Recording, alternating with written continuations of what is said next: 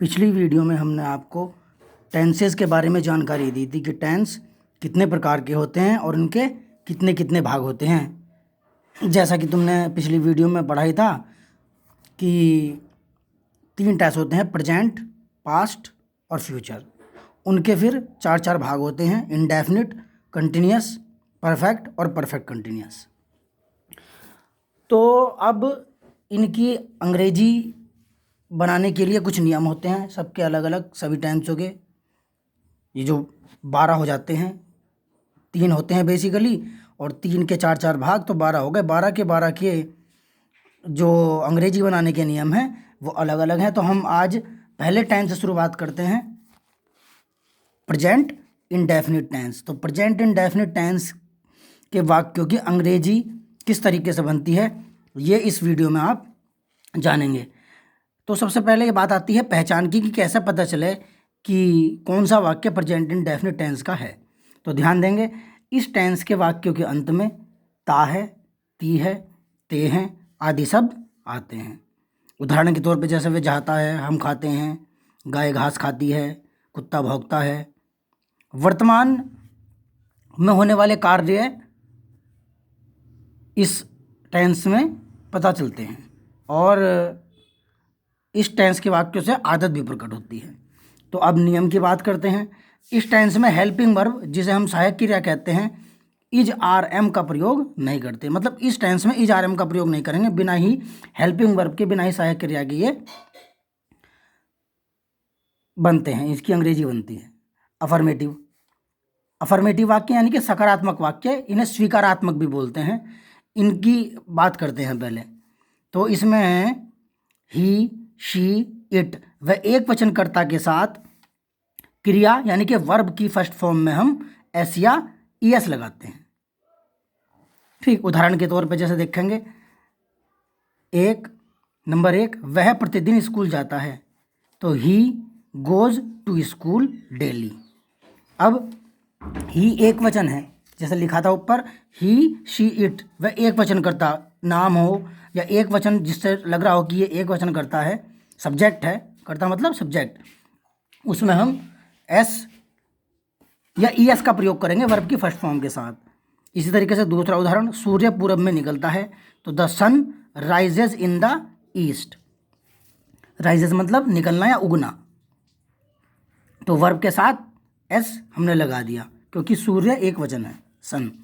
वह अपने कपड़े धोती है, तो she washes her clothes. Wash माने धोना, यस इसलिए लगाया क्योंकि शी एक वचन है। अब आगे इसी प्रकार आई, यू, वी, दे व अन्य बहुवचनकर्ता के साथ वर्ब की फर्स्ट फॉर्म के साथ एस या एस नहीं लगाते।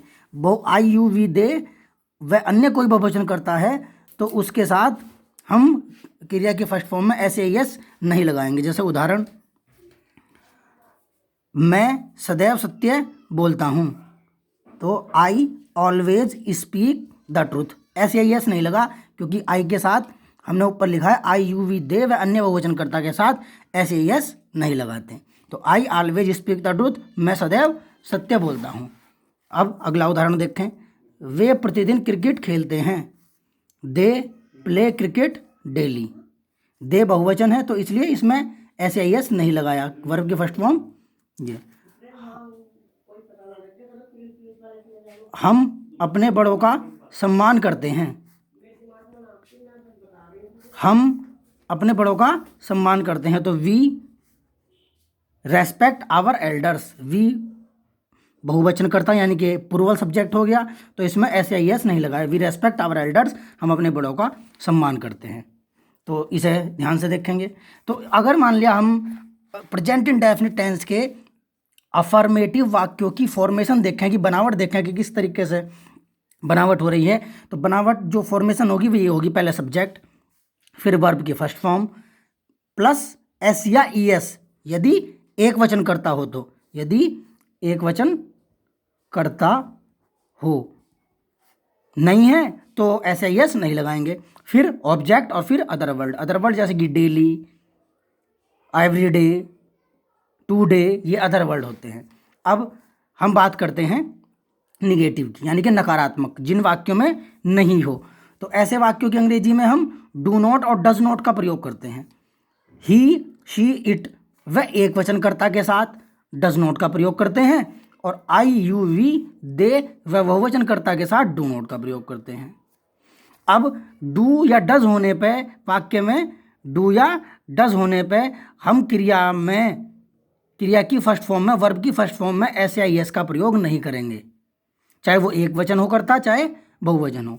डू या डज नॉट होने पर हम वर्ब की फर्स्ट फॉर्म के साथ एस या एस का प्रयोग नहीं करेंगे। ये लिखा है, वर्ब की फर्स्ट फॉर्म के साथ एस या एस का प्रयोग नहीं करते हैं।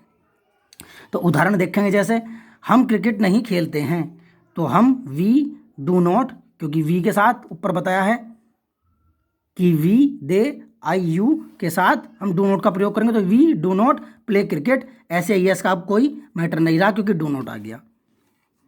तुम गाली नहीं देते हो, तो यू डू नॉट अब्यूज़, तुम गाली नहीं देते हो, you do not abuse, you बहुवचन करता है, ये देखो यहाँ पे लिखा था यू के साथ डू नॉट का प्रयोग, तो यू डू नॉट अब्यूज़ मतलब गाली देना। अब इसी तरीके से वह सत्य नहीं बोलता है, वह सत्य नहीं बोलता है, तो वह ही does not speak the truth, ही के साथ ऊपर बताया गया है डज नॉट का प्रयोग करते हैं। ठीक, ही के साथ डज नॉट का प्रयोग, तो ही does not speak the truth. अब अगला उदाहरण देखें, शीला गीत नहीं गाती है, तो Sheela does not sing the song, Sheela एक वचन है तो इसलिए डज नॉट का प्रयोग किया। एस ए एस इसलिए लगा क्योंकि डू नॉट डज नॉट होने पर हम एस ए एस का प्रयोग नहीं करते। अब एक बात और समझेंगे, कभी नहीं, यदि वाक्य में कभी नहीं है तो कभी नहीं के लिए हम नेवर का प्रयोग करते हैं, नेवर लगाते हैं, और नेवर के साथ एक वचन कर्ता होने पर हम वर्ब की फर्स्ट फॉर्म में एस या ई एस भी लगाते हैं।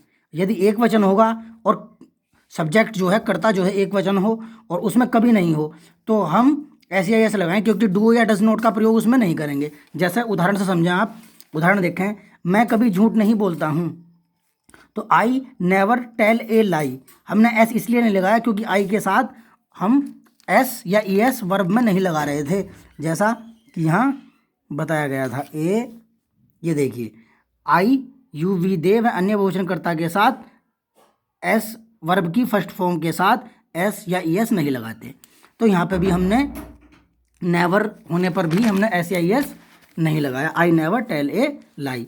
अब यहाँ देखें, वह कभी गाली नहीं देता है, तो वह एक वचन है, तो ही नेवर अब्यूजेज, एस लगाया, नेवर के साथ एस या एस का प्रयोग करेंगे यदि एक वचन करता है, तो ये बात विशेष रूप से ध्यान करें। अब मोहन कभी नहीं खेलता है, तो मोहन एक वचन है, तो मोहन नेवर प्लेज, एस का प्रयोग किया नेवर के साथ क्योंकि एक वचन था। तुम कभी स्नान नहीं करते हो, तो you never Beth, you never Beth, तुम बहुवचन है तो इसलिए हमने इसमें बेथ्स नहीं किया, तो यू नेवर बेथ्स। तो आज ये हमने तुम्हें इसे बार बार वीडियो को देखेंगे और उदाहरण से समझेंगे, और ये अफर्मेटिव के बारे में और निगेटिव के बारे में हमने आपको प्रेजेंट इंडेफिनिट के टेंस के अफर्मेटिव और निगेटिव के बारे में आपको जानकारी दी, और अगली वीडियो में हम आपको इंट्रोगेटिव और डबल इंट्रोगेटिव की जो अंग्रेजी बनाते हैं उसके बारे में जानकारी देंगे।